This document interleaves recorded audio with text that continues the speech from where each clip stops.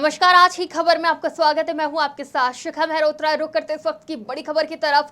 विश्व की सबसे बड़ी यात्रा कांवड़ यात्रा शुरू। कांवड़ यात्रा के चलते मुजफ्फरनगर में प्रशासन मुस्तैद। कांवड़ यात्रा के साथ ही व्यवस्थाओं में जुटा प्रशासन। यूपी सरकार के मंत्री ने दिए कार्रवाई के निर्देश। ये बड़ी खबर आपको बता रहे हैं, जहां कांवड़ यात्रा के साथ ही व्यवस्थाओं में जुटा है प्रशासन और अब बड़ा एक्शन भी देखने को मिल रहा है।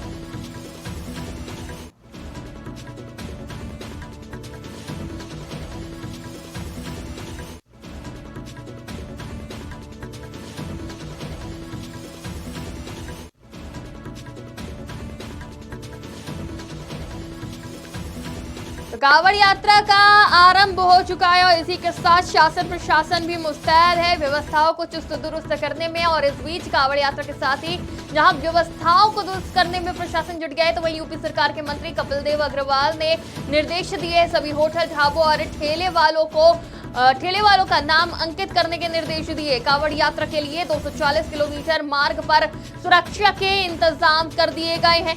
ये बड़ी खबर आपको बता रहे।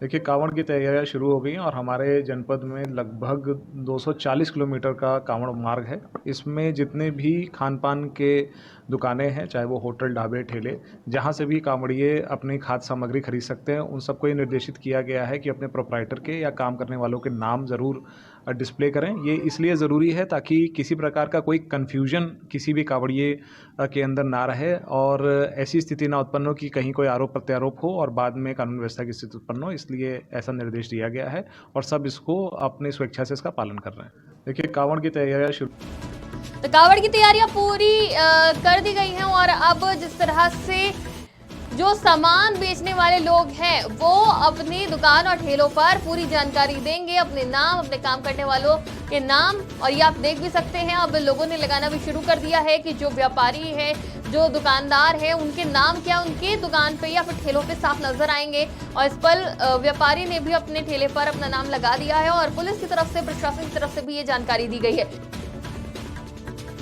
से या फिर नाम बदल कर अपना व्यवसाय चला रहे हो उन पर भी कार्रवाई होगी। जो व्यक्ति होटल, ढाबे नाम बदल कर चला रहे हो उस पर कार्रवाई होगी। उनके नाम चिन्हित कर लिए गए हैं। तमाम तरह की व्यवस्थाएं और कार्रवाई देखने को मिल रही है शासन प्रशासन की तरफ से। और साथ ही सुरक्षा व्यवस्था के भी इंतजाम किए गए हैं। 240 किलोमीटर के दायरे में सुरक्षा के इंतजाम किए गए हैं।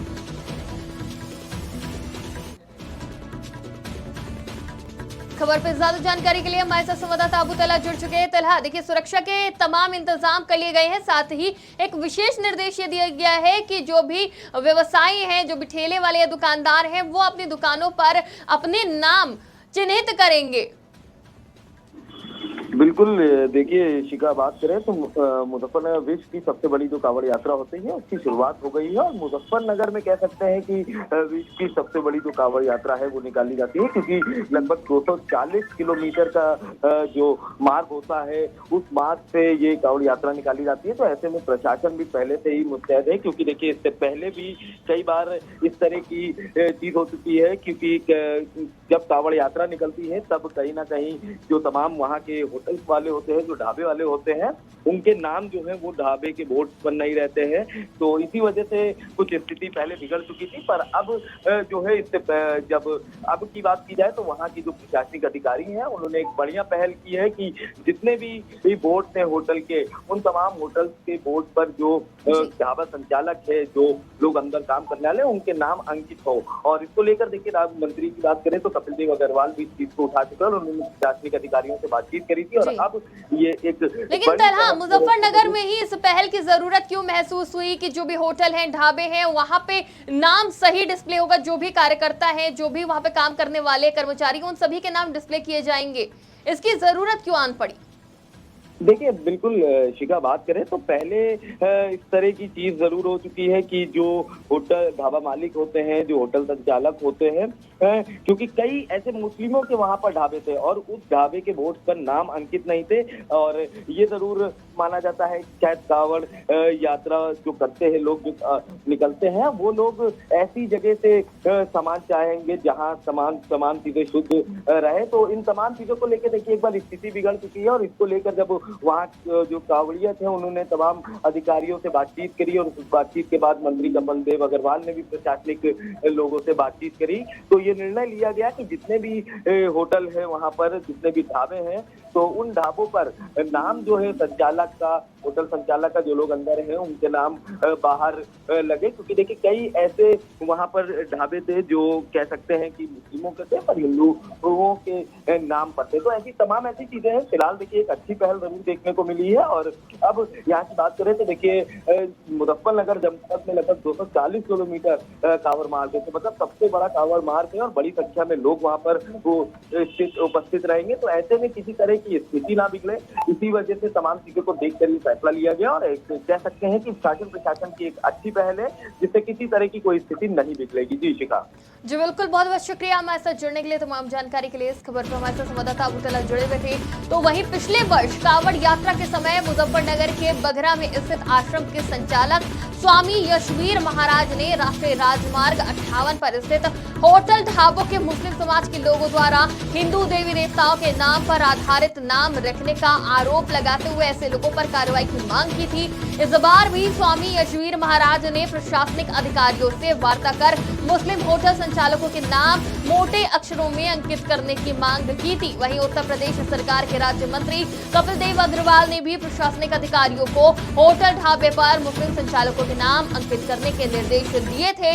कांवड़ यात्रा 2024 शुरू होते ही प्रशासनिक अधिकारियों ने इस बार फिर से सभी होटल ढाबों के संचालकों को निर्देश दिए हैं कि अपने होटल के बाहर अपने नाम मोटे अक्षरों में अंकित करें। इसके साथ ही इस बार कांवड़ मार्ग पर पड़ने वाले फलों के ठेले पर भी मुस्लिम ठेले वालों के नाम लिस्ट लगाकर चिपकाए जा रहे हैं। मुजफ्फरनगर के वरिष्ठ पुलिस अधीक्षक अभिषेक सिंह ने बताया कि कांवड़ यात्रा शुरू हो चुकी है और हमने जनपद में लगभग 240 किलोमीटर कांवड़ मार्ग में जितने भी खान पान के स्टॉल, ढाबे या फिर ठेले हैं, जहां पर भी कांवड़िए अपने खाद्य सामग्री खरीद सकते हैं, उन्हें निर्देश दिए गए हैं कि काम करने वाले या संचालकों के नाम वहां जरूर अंकित करें, ताकि किसी भी प्रकार का कोई कंफ्यूजन किसी को ना रहे और कहीं भी ऐसी स्थिति ना बने कि आरोप प्रत्यारोप लगे और बाद में कानून व्यवस्था की स्थिति बने।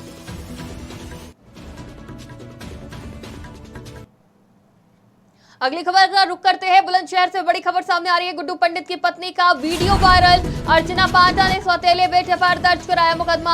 अखिलेश यादव से लगाई न्याय की गुहार। ये बड़ी खबर आपको बता रहे हैं। अखिलेश यादव से न्याय की गुहार लगाई है। बुलंदशहर से ये बड़ा मामला सामने आया है। गुड्डू पंडित की पत्नी का वीडियो वायरल हुआ है। अर्चना पांडा ने सौतेले बेटे पर दर्ज कराया मुकदमा। अखिलेश यादव से लगाई न्याय की गुहार।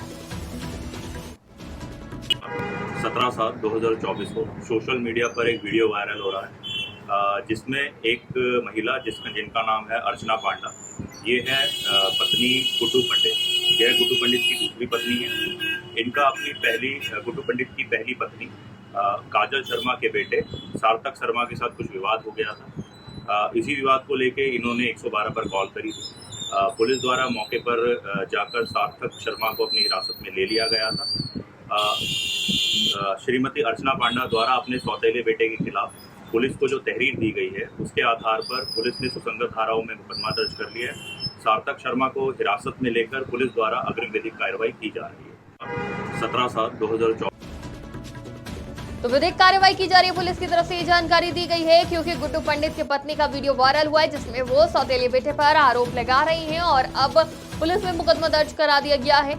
अखिलेश यादव से भी हार लगाती नजर आई है गुड्डू पंडित की पत्नी अर्चना पांडा।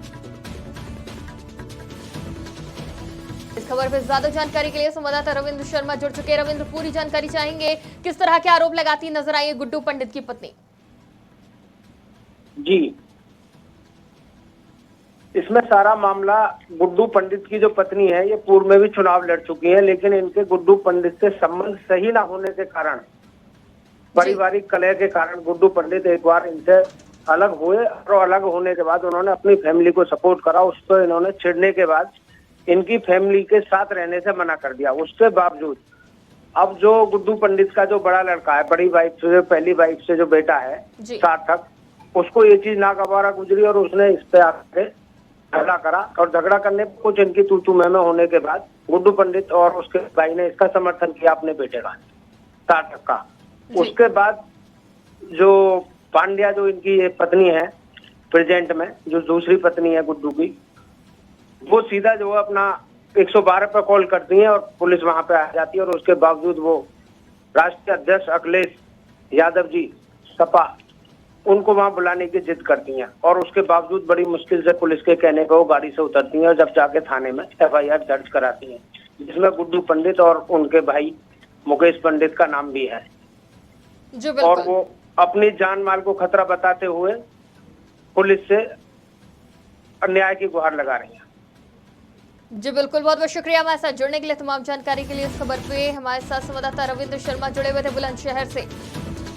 तो गुड्डू पंडित का एक वीडियो तेजी से वायरल हो रहा है और इसमें वो सौतेले बेटे पर आरोप लगाती नजर आ रही हैं। इसके बाद मामला दर्ज कराया गया है। वहीं अखिलेश यादव से भी न्याय की गुहार लगाती नजर आई है गुड्डू पंडित की पत्नी।